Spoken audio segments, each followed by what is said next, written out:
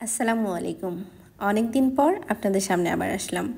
যেহেতু 2-3 দিন video share করা হয় না, এজন্য আমার কাছে মনে হচ্ছে অনেক দিন আমি আপনাদের সামনে কোনো ভিডিও নিয়ে আসি না। আমি আমার অডিয়েন্সদেরকে অনেক মিস করি। তাই অবশ্যই আমার অডিয়েন্সদের জন্য আমি একটা রেসিপি শেয়ার করতে এসেছি। যেই রেসিপিটা আমাদের খুবই পছন্দের একটা রেসিপি হবে। বাই দ্য ওয়ে, আমি ইলোরা থাকছি ইলোরা সহজ রেসিপি থেকে। আর এত সময় হয়তো বা দেখে বুঝতে পেরেছেন কিসের রেসিপি শেয়ার করতে এসেছি। আজকে আমি দেখাবো বাসায় থাকা মাত্র কিছু উপকরণ দিয়ে ঝটপট মজাদার পিৎজা যেটা হচ্ছে আপনি রেস্টুরেন্টে যেয়ে কিনে খেতে গেলে অনেক টাকা পড়ে যাবে। 900-800-র মধ্যে ছাড়া পিৎজা আসলে ভালো পিৎজাটা পাওয়া যায় না। তারপরেও রেস্টুরেন্টে খেতে যেয়ে পিৎজা আমার মোটেও বেশি পছন্দ হয় না। কেন জানেন? অবশ্যই কী কারণে রেস্টুরেন্টের পিৎজাটা আমার মোটেও পছন্দ লাগে না সেটার কারণটা অবশ্যই আমি শেয়ার করব। আর আমি এই মজাদার পিৎজার রেসিপিটা তৈরি করেছি মানে একেবারে সহজ কিছু উপকরণ দিয়ে।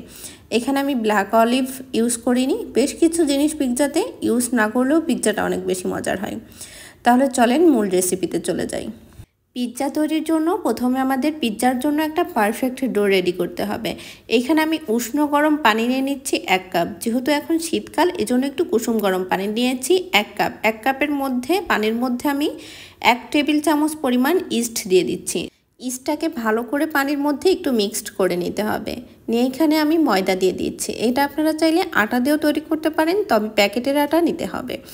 এখানে আমি 1 কাপ পানির জন্য আমি 2.5 কাপ পরিমাণ ময়দা দিচ্ছি। 1 কাপ পানির জন্য 2.5 কাপ পরিমাণ ময়দাটা একদম পারফেক্ট রেশিও।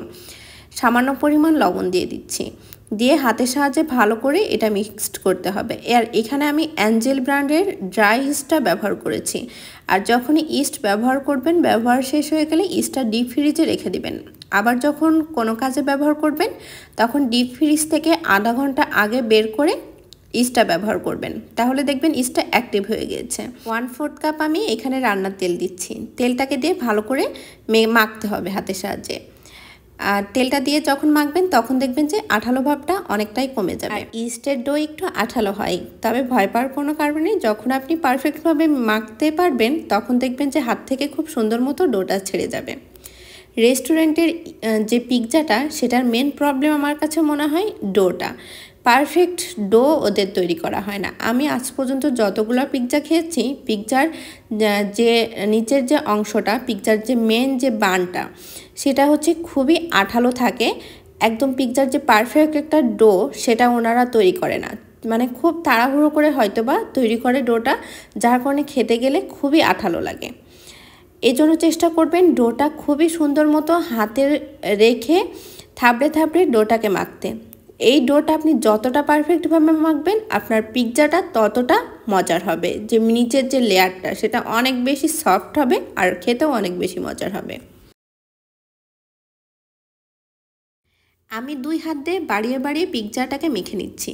কিভাবে বুঝবো যে পিৎজার ডোটা পারফেক্ট হয়েছে? হাতের সাহায্যে মাখতে যখন দেখবেন যে হাত থেকে পিৎজার ডোটা ছেড়ে আসছে আর একদম মসৃণ হয়ে যাচ্ছে, তখন বুঝবেন যে পিৎজার ডোটা রেডি হয়ে গিয়েছে। আমি হালকা একটু ডো নিয়ে একটু টেনে দেখছি। যদি দেখি যে ছিঁড়ে যাচ্ছে, তাহলে বুঝবো যে পিৎজার ডোটা আর একটু মাখতে হবে। আমি পিৎজার ডোটা একদম ঘড়ি ধরে 10 মিনিট ধরে মেখেছি হাতের সাহায্যে। 10 মিনিট ধরে মেখে আমি একটা বোলের মধ্যে সামান্য পরিমাণ তেল দিয়ে ডোটাকে রেস্টে রাখবো আধা ঘন্টার জন্য। আধা ঘন্টার জন্য ডোটাকে রেস্টে রেখে এই সাইডে আমি পিৎজার জন্য পুরটা রেডি করে নিব। কড়াইতে সরিষার তেল দিয়ে দিয়েছি। তেল দিয়ে এর মধ্যে আমি পেঁয়াজ কুচি, রসুন কুচি আর কয়েকটা আমি কাঁচামরিচ চিড়ে দিয়েছি। দিয়ে আমি হালকা করে তেলের মধ্যে নাড়াচাড়া করে নিচ্ছি। বেশ কিছুটা আমি গাজর অ্যাড করছি। আর এখানে আমি গোটা জিরা দিচ্ছি 1 টেবিল চামচের মতো, পরিমাণ মতো লবণ দিয়ে দিচ্ছি। আর এখানে ফ্রেশ চিকেন দিয়ে দিচ্ছি। হাড্ডি ছাড়া এখানে চিকেনটা ব্যবহার করতে হবে। আর চিকেনের সাইজটা একটু বেশ বড় করে নিয়েছি। আর এখানে বেশ 2টা টমেটো কুচি দিয়ে দিচ্ছি। বেশ কিছুটা আমি শুকনো মরিচের গুঁড়াটা দিব। আর এখানে আমি একটা চাট মশলাটা ইউজ করেছি। পিৎজার যে পুরটা, যে মাংসের পুরটা, সেটা আমি একেবারে ঘরোয়াভাবে রেডি করেছি। আর এইভাবে ঘরোয়াভাবে রেডি করলে পিৎজার যে টেস্টটা, আসল টেস্টটা আমার কাছে মনে হয় যে পাওয়া যায়।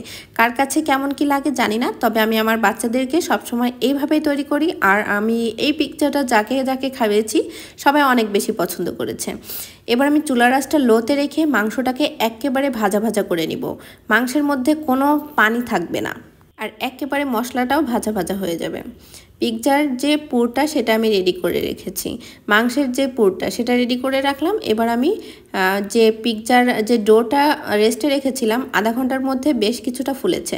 আপনাদের হাতে যদি সময় থাকে তাহলে 40 মিনিট কি 50 মিনিট ডোটা ফুলতে রাখতে দিতে পারেন।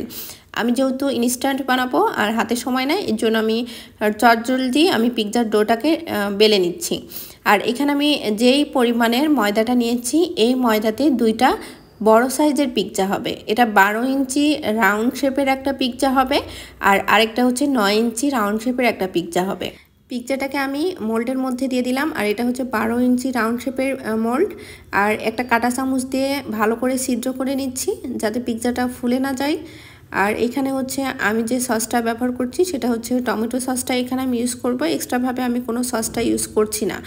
আর অবশ্যই আমি আরেকটা পিৎজা তৈরি করি, সেটা হচ্ছে হোয়াইট সস দিয়ে। সেই হোয়াইট সসটা আমি নিজে বাসায় তৈরি করি। নেক্সট ভিডিওতে অবশ্যই আমার হোয়াইট সসের যে ভিডিওটা সেটা শেয়ার করব। তারপরে আমি উপর দিয়ে সসটা চারি সাইডে ছিটিয়ে দিয়ে যে মাংসের পুরটা রেডি করে রেখেছিলাম সেই পুরটা দিয়ে দিচ্ছি। এই পুরটা দেওয়ার কারণে পিৎজার টেস্টটা আমার কাছে মনে হয় অনেক বেটার হয়।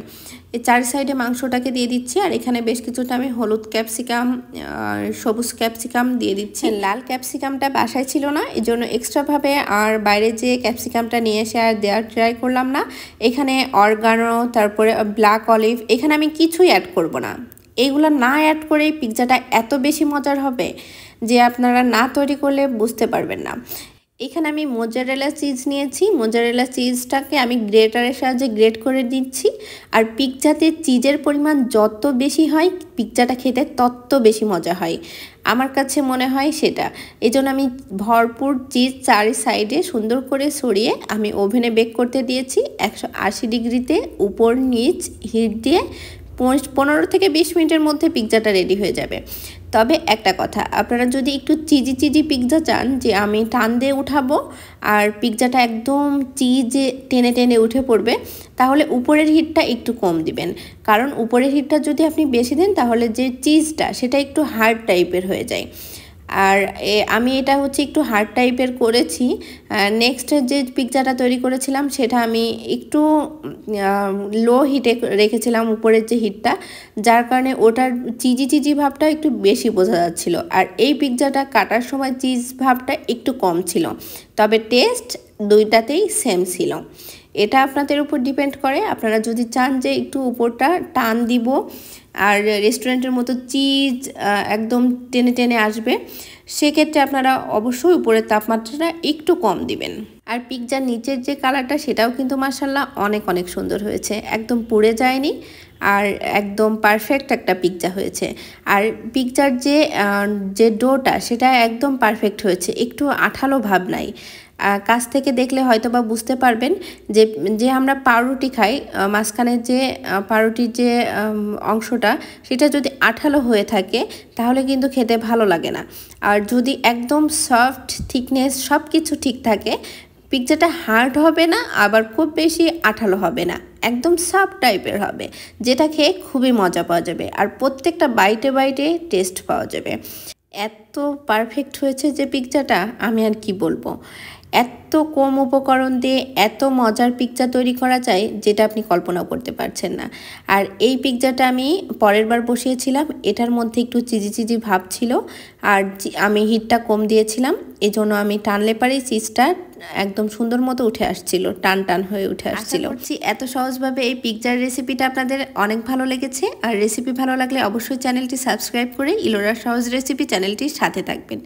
ধন্যবাদ সবাইকে, আজকের মতো বিদায় নিচ্ছি। আল্লাহ হাফেজ।